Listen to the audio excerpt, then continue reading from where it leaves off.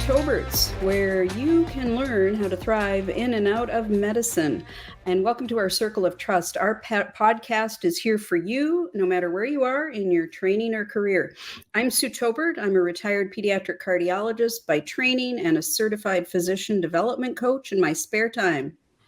And I'm Daren Tobert, recently retired sleep medicine physician, and I previously practiced pulmonary and critical care. I enjoy personal finance, and I'm definitely enjoying having more free time as a retiree. So together we have about 80 years experience in medicine, learning and practicing. And so, go ahead, Sue.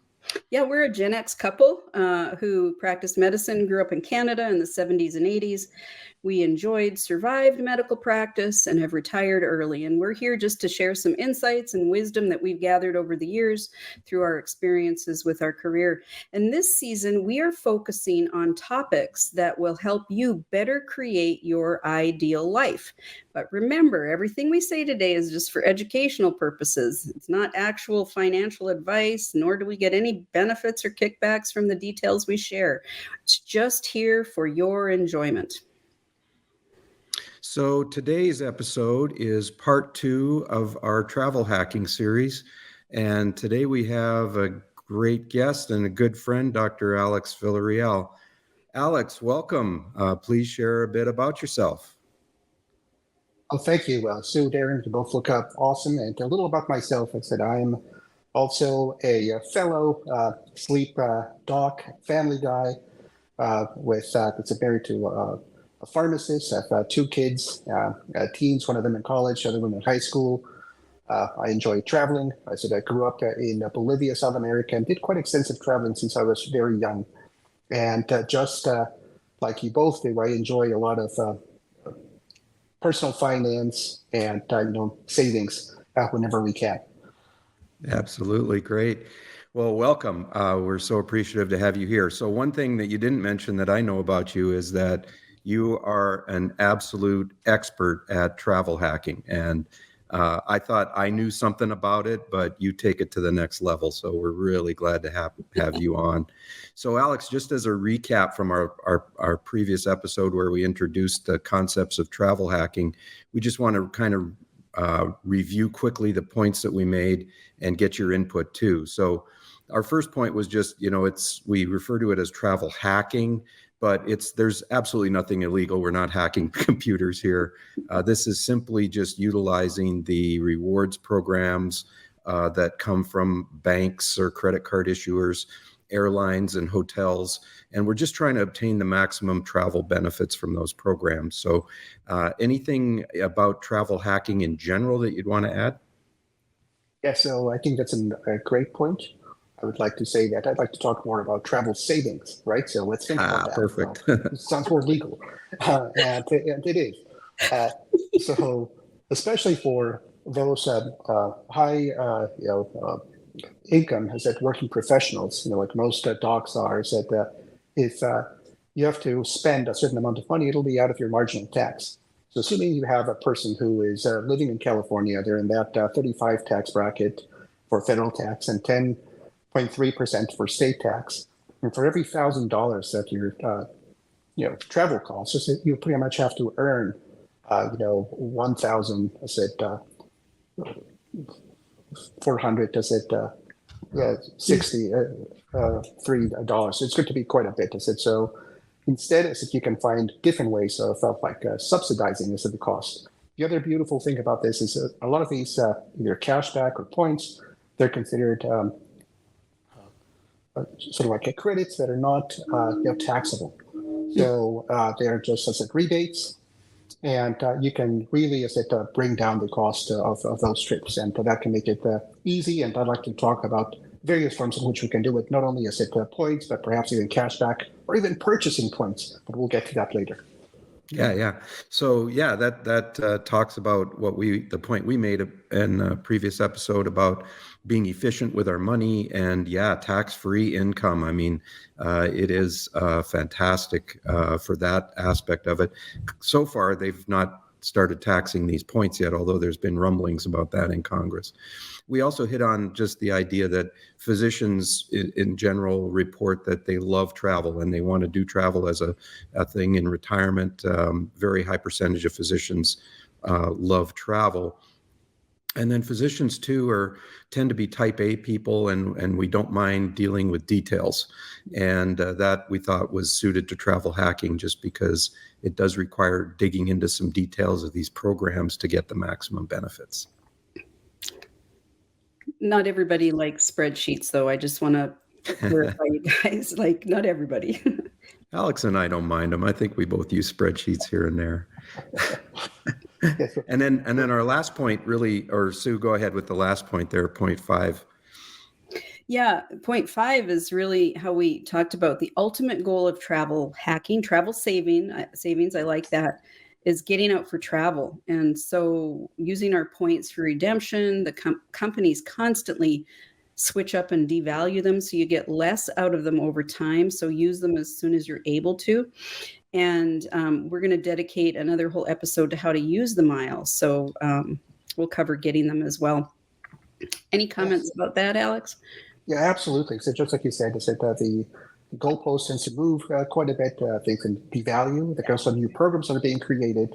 So it's about earning and burning. And why wait until you retire to travel and have fun? Just do that as you go along, and perhaps that can give you, a better quality of life, less burnout, and a lot of that. So perhaps we could start talking about 3 different strategies that can help with earning these points or these savings. So number one, I like to think about the cashback. What if I don't like to think of spreadsheets? Can I have an easier setup? Yes, of course. Just think of the simple cashback, because anything you do is going to be better than not making anything, right? Right. So, for example, there are some cards that offer you some cashback, and they can be as high as 5% in some cases. Mm-hmm. And some examples of these are ecosystems. Is it would be, say, U.S. Bank, where they have their altitude reserve, where you would just straight 5% is cashback on the travel, and 3% is on any virtual or digital wallet that the purchases. And then each of their points is worth 1.5 cents if you use them towards travel. Yeah. So it's a nice rebate, nice and clean, no way to think about anything, and you get a very nice value for your purchases. Yeah. Chase, as it does have a similar system, in which if you don't want to think too much about points, transfer partners, and all these things, you can go ahead and combine some of those. So, for example, if you have the Chase Sapphire Reserve, each of those points will be worth 1.5 cents. If the point Chase Sapphire preferably 1.25 cents, and then you can combine that with one or other cards to have like a trifecta or a duo. And that way, your points become more valuable to get to earn them, and your normal expenses, like grocery shopping and all that, can be used towards paying for travel. So you could use things that way. That's a good point. I think that cashback is definitely a way that people can just dive simply into this and just simply use that cash back towards travel. And you've outlined a couple of ways of kind of multiplying that cash back, both by looking at kind of category spending and also just redemption spending at a higher percent value than just 1 cent per point or whatever. So I want to take a little step back from that and just ask you your thoughts about starting travel hacking with a goal in mind. You see articles out there about you should kind of pick a trip that you want to take and then look at what it would take to get there and plan that backwards. What do you think about that, Alex? Or should people just dive in and start piling up the points? I guess it depends on your mindset. If you're really set on a place, you can certainly have that as a goal, and then try to be strategic about the cards that you enroll, so you can get the points that will allow you to get there at a much lower cost. Another strategy is if you just say, well, I'd like to go wherever I can go, and you're open to possibilities. If you're more flexible with things, either that be location or time, you might be able to get even better deals. Mm-hmm. Yeah, so that's also another thing. Yeah. So you were mentioning there's cashback as a kind of category of points, but I kind of like to think of them in different categories. Like, for instance, people all know about air miles, and then people know about that credit cards have their own point kind of currency and ecosystem. So maybe just talk a little bit about the value of the different currencies. Like, would one Delta mile have equivalent value to one Chase Ultimate Rewards points, or is one maybe better to focus on? What do you think? Yes. Okay. So, well, that's you're quite knowledgeable at all these things as well, Darren. But here for our audience, let's share a little bit of this. So, not all points are created equal, and some points are much more valuable than others. So, some can be as valuable as 1.5 to 2 cents per point, whereas there can be other points that are less than half a cent per point. It's like saying, how would you compare, I don't know, $1,000 versus 500 pesos? I guess it will not be the same thing. So you have to compare things. But I think if we have to categorize things, we have one, currencies that are flexible / transferable. So there is that you have, say, Chase, you have American Express, you have Citi, thank you points, you have Wells Fargo, and BILT, BILT. So these offer like value because you have several transfer partners, either to hotels or airlines. And then these, in my opinion, are the most valuable type of points because they're flexible. They can, if one system tends to devalue, there's others that haven't devalued as much, so you can use them towards different currencies. And these are the ones that you might want to keep and earn, I said, to the most, because they really give you the most value for what you have, and being strategic about that. There's others that are more specific to hotels or airlines, and they can have a value at a certain point, but you also have to see what the value is. So I think another error is that people who want to get the max, they see in some blog that someone got 12 points per cent and say, I want to get that first class, Right. But maybe if you just get 1 cent per point and it's the trip that you wanted to take that you were really looking forward, then I think that's also good value, right? Because it's not all just money, but also the experiences to make those memories. And getting again into those other types of not flexible currencies, let's say airlines or hotels, oftentimes those points can go on sale. And an example I'll give you here is you have, say, Lufthansa and their system, Miles and More. It's very difficult to get access to them because there's no transferable currencies, here in the US to them. They have, Swift Air and all these things. If you go to their partners and Star Alliance, usually they release their premium seats like a week or two in advance. So very hard to get hold of them. But oftentimes these Miles and More go on sale, for example, and you can get them at a deep discount and get a business ticket, that would normally cost $9,000 for a fraction of that, just by purchasing those points. And you can even use, so even if you didn't go the cashback way, just by purchasing those points, you can get the premium seat that you were looking forward and get that, Lufthansa first class experience departing from Frankfurt, so you can get to the first class terminal. You can do that. And it'll cost you just a fraction of if you paid the cash price by purchasing the points. Right. Sure. Yeah. I like what you're sharing, Alex. A couple things jumped to my mind. First of all, you made the point that any kind of savings and cash back is a win. I think for me, I get this FOMO in my head, right? Fear of missing out, that if I don't get the max benefit, I'm not winning at this game. But no, actually, that's not the case. And the transferability of these points and currencies, as you call them, is really important. So thank you for making those points, because you kind of got to, what I hear you saying is you kind of got to shop around then. And what I'm trying to balance is like the time and energy input into this as a hobby versus finding the best, right, with my competitive spirit that is underlying and present at all times. So I'm just curious too, when you're armed with this goal, and whether it's, finding the best deal or the most points, et cetera, even when I'm looking for family travel, like sometimes you still have to accumulate like 500,000 points in order to plan the family trip. So what other advice? What I hear you saying is, shop around and look for points that you can buy at a discount. What other advice do you have out there for So racking there's up? quite a way of accumulating points rather quickly. Yeah. So one is that, again, if you have a sign-in bonus, is it for the card, if you see that there's a good thing that could apply, and making sure that you apply these towards expenses that you already had planned. So if you are overspending just to satisfy that bonus, you're losing in this game. Okay, so don't ever do that. If you can't pay in full as if you bills, don't ever do that. This conversation is not for you.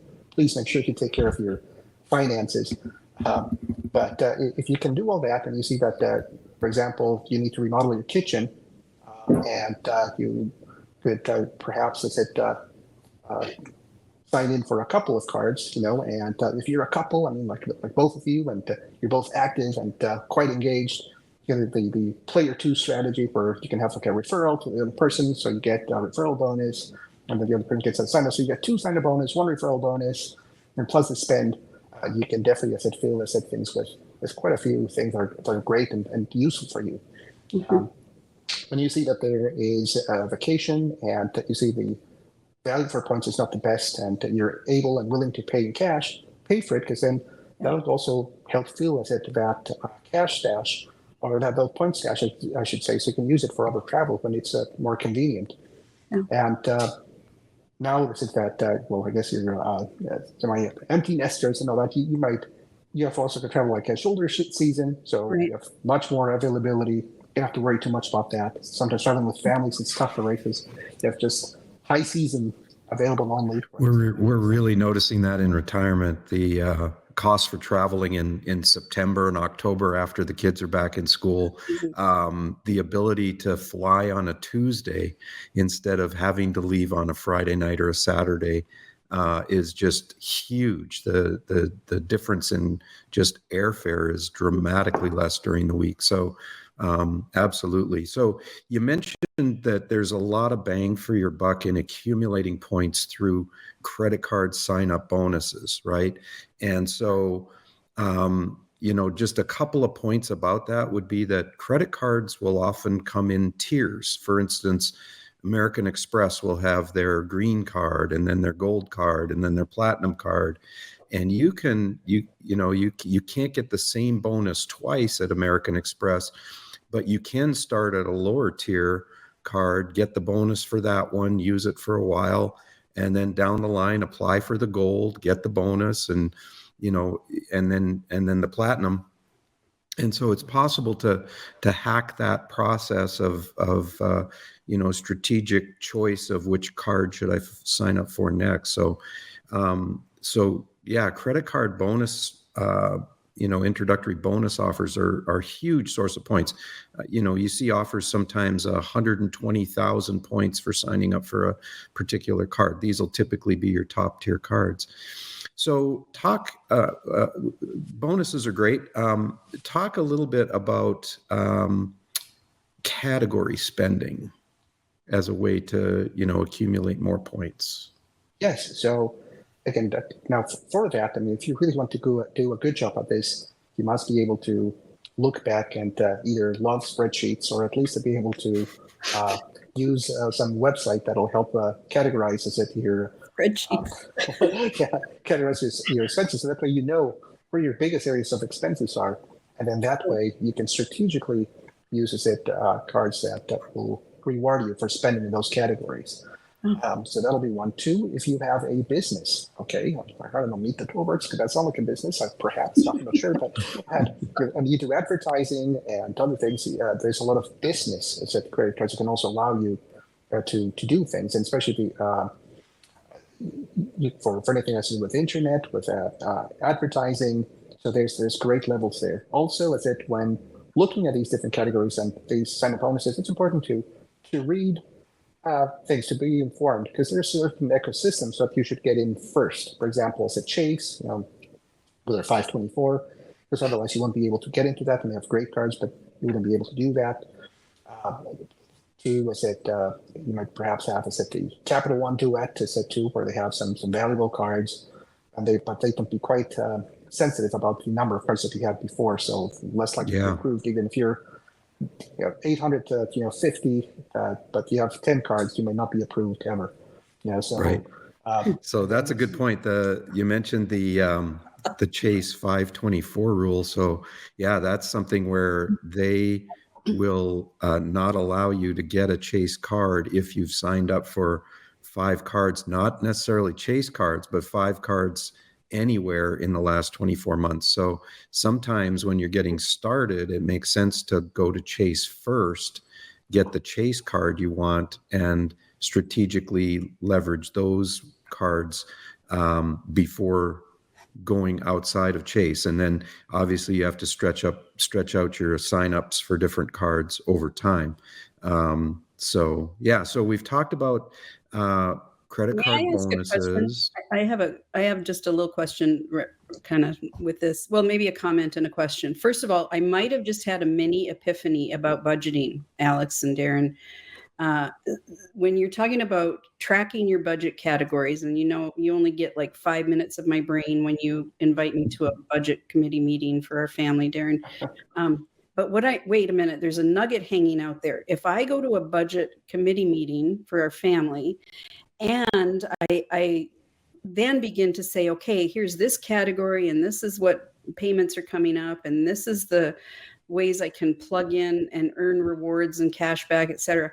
Maybe that's the way to get me to engage more, longer. I mean, there might be a win in all of this conversation. Well, yeah, sometimes, putting the like a particular category of spending, say groceries, by putting that on one card versus another, you might end up earning an extra 3 to 8% back in terms of travel currencies. So yeah, getting the right categories is crucial. Isn't this weird? Like, okay, I realize I'm highly educated in one narrow lane of medicine, but I just feel like some puzzle pieces fit together that we started budgeting so many years ago. We started accumulating points. Our schedule was restrictive. We couldn't, necessarily use what we saved in points, et cetera, at premium times to get the benefits. So now time is our friend. We're at empty nesters, but just seeing this whole budget rewards travel savings thing it just gelled in my head. This is good. This is good. Why to budget? Because you'll get rewards down the road too, right? Mm-hmm. Right. Yeah. And then, again, I'm not endorsing anyone here, but say if you crave simplicity, okay, like a great combination to be that Capital One duet, okay. So you have the Venture X that gives you 2 points in everything. And then it gives you 10 points for every dollar spent towards hotels and cars through their platform, and $5 towards airlines through their platform. And then you have the Saver, which gives you unlimited 3 points for dining, entertainment, and groceries worldwide. Of course, the gold card for Amex just gives you 4%, but it's only in the US and it's capped at 50,000. Now I'm not sure who buys 50,000 in groceries, but again, that's something. That's a big family. Yeah, that's a big family.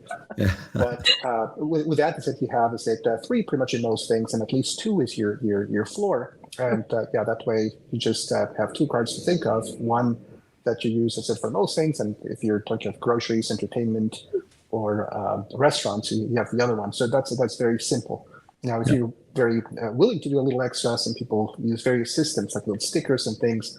But again, I can't get into what works best for you, But that would be a wonderful thing. For example, just 2 cards, and you'll be doing very well, better than 90% of the people just by using those 2. The KISS principle, keep it simple. Keep it simple. Absolutely. So, we've talked a bit about credit card bonuses being a real way to juice your point total. We've talked about using the right card for the right category spending. Alex, talk a little bit about credit card special offers. When you log into the Amex website or the Capital One website, you see that there's a lot of companies that are putting extra offers out there. Talk about how that can be a source of higher points.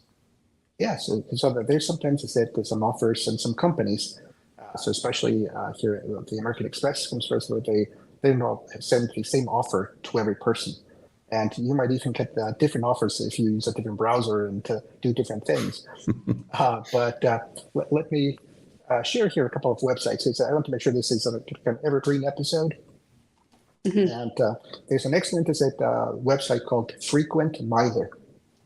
And if you go there, is that they have a section for their best credit cards. They have a community there, but the nice thing that they do is that they're going to post the highest offer available. So if one of their community members has one that's higher than they do, you will find it there. So if you want to find it, where's the best offer in one place, you can find it there without having to search around the web, because they'll have the link towards those highest offers. And that's how, for example, last year I was able to get the Freedom Unlimited, where they actually doubled the number of points for a full year. So instead of 1.5, it says 3, and instead of 3, it was 6.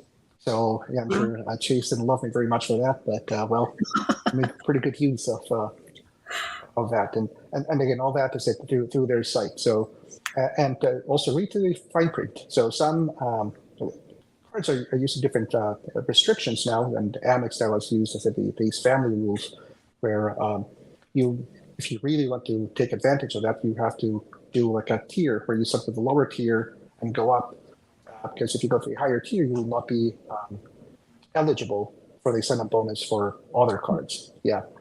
Yeah. So that's a great summary of credit card offers. They really are out there. Sometimes they can be a little different too. Like I remember seeing offers like if you spend $100 at Lululemon with this card, you can get $20 back, right? Just simple 20% credit back, and you still gain the points from that $100 purchase. So credit card offers can be real powerful. Another area where I've found were you going to say, Alex, stacking? Is that what you were going to comment on? That's correct. So I think I misunderstood the question, but yes, that and stacking. So you can stack offers where you can have, for example, is that you can use something like Rakuten, for example, where you can, instead of cashback, you can connect it to your American Express portal, so you can get their points, and you can go there and stack that with another offer where the card will give you, for example, you have $50 cash back or $100 cash back or an extra 10,000 points. And then there's part of the category that you're going to spend, then you might have almost like a triple stack where you can get what was available, or if you have a credit, for example, something through Saks where you have $50 off, it can cost you nothing, or you can really get some pretty cool things for a very low price. But again, once again, I say just make sure that's something you really need and want, not something that you're purchasing. Of course, yeah. To do that. We've covered credit card sign-up bonuses. We've talked about category spending. We've talked about credit card offers. Another one people may not think about too much, but Sue and I have used a lot, is credit card referrals. So if I'm the first one to sign up and get a card, once you have the card and everything's established, I can refer someone else, right? Just by typing in their email into your credit card portal, and then I'll get a bonus when they sign up for the card. So one example is just that you might get 20,000 points when Sue signs up. I get a 20,000 point bonus. Another big one that I got was for 3 months. They increased my category spend on restaurants to 10x. So the card I'm talking about usually would get 2 points per dollar on restaurants, but for 3 months I was getting 12 points per dollar. And if you value a point at 2 cents each, you're getting about 24% return on your restaurant investment. So we tended to eat out a lot during that time. Yeah, that really takes mindful tracking though. That's where my brain goes, because we got to know when we started and when we're finished that 3 months. But 12x points is incredible. Alex, what's one of your biggest wins? I'm curious with travel hacking or travel savings. Sure. So I can perhaps just comment about a couple things. I already have some trips scheduled for next year, and I think both of you are also planners, just like Cam. So during the winter break, I'll take a little trip with my son. We'll we'll go to Japan, use that as it on points. So use some Chase points to get this at some Hyatt hotels, and I don't have to pay for any fees or taxes. So Tokyo and Sapporo tend to be quite expensive, so that's a great thing. Same thing as it getting there is on business flights, and just as it for the cost of taxes and fees. Yeah. So paying pretty much like less than a tenth of what the cost of that ticket of cost laying flat. So you definitely want that in those longer trips. Next year too is it. See, this is a time travel. So we are currently, as in October of 2024. Recently, there's been a merger, between, Alaska, which purchased Hawaiian, and I was able to transfer, some American Express points, to Hawaiian, and then from Hawaiian to Alaska. So purchasing some business class tickets from Minneapolis, to Frankfurt via Condor, and they have great availability. So if you'd like traveling in families, you can find great availability from them. So not just one or two, but like several, business class tickets from several American cities. Get there and then come back via Swiss, again using by purchasing some of those miles. So again, and we got also the hotels using Bonvoy Marriott points. So again, having a very beautiful, luxurious vacation to Switzerland, and paying a very small fees for all that. Lovely. Awesome. Yeah, that's incredible. Business class travel, especially over the oceans, is really prohibitively expensive, even for physicians. I would say just to go out and retail purchase a business class ticket, but through travel hacking, I think that's a very, very common place for folks to use their points would be on business class airline tickets. So we'll cover more about redemptions in the next episode, but I want to start to wrap things up a little bit, Alex, just by asking you, what would you suggest as the first place to start for a complete travel hacking newbie? They're financially stable. They don't have credit card debt. They have an emergency fund so that they won't have to put expenses on a credit card and carry any debt. But what should they look at for just dipping their toe in and getting started? The first thing is just get started. I mean, you can read everything about swimming, but you won't learn how to swim unless you get into the pool, right? So once you do that, just commit yourself, start with small steps. And if you want to get with a not very expensive card, getting to the Chase trifecta. So Chase of our preferred if you're afraid of fees, or you can do that and then get some of the Freedom Unlimited and Freedom Flex, which are usually no fee, so very low cost. You have a very decent return there. Or the Capital One Duet. You could use either the Venture X or the Venture. I'd say the Venture X makes more sense because you pretty much are getting paid $5 per year. If you spend at least $400 in travel, then I think that it makes sense. And the Saver would be a great starting point. Either of those two, Chase or Capital One. You get a lot for just a small fee, and just go out there. And the final thing is you can also look, if you're a little bit afraid, there's some services like Going, for example, where you can get email alerts whenever there's error tickets or cheap tickets. And you can sometimes the airlines post air tickets at a cost that's already at a fraction just because they made a mistake, and you may be able to get into those. Yeah. We read the points guide. Do you have any favorite resources, Alex, that you tapped into? Yes. So the points guide, I think, is great. They also get to know about the number of the point value. That's wonderful. It's very comprehensive, very good. If you want to look into tutorials into how to gain and how to redeem these points, there's a gal, a Filipino American, Geo Breeze, Geobreeze, and the frequent miler. I said, if you run to more advanced things, I mean, those guys are awesome, and they always have some wonderful things. For example, so all I can tell you, I think between those three places, you'll do quite well. Okay, great. And we'll have those in our show notes too for access. Wonderful. Hey, it's been a pleasure. Thank you very much for your time. Thank you, Well, Alex. Alex, thanks so much for coming on. Next, we want to have you back to talk a little bit more about redemptions, because that's really, I think, the hard part of this is, you can get started, you can accumulate points, but I think somewhat intentionally they make them a little hard to use, right? And you can obviously see that the banks are interested in you not spending their currency, whereas we are interested in getting the most possible value out of those currencies. So we really want to pick your brain in more detail on redemptions next time.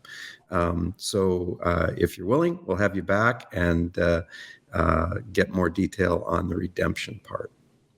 It will be my pleasure. And anytime, I said, for you, I said, I can, yeah, emotions. So absolutely, yes. That's Well, great. and I just realized we failed to mention you are coming to us today from Peru. So you're already traveling across the world, having a grand time, which is awesome. We can't thank you enough for taking time out of your travel schedule to meet with us today. Absolutely, yeah. My pleasure, as always. Thank you. All right. Thanks, Alex. Take care. Take Safe care. travels. Yeah.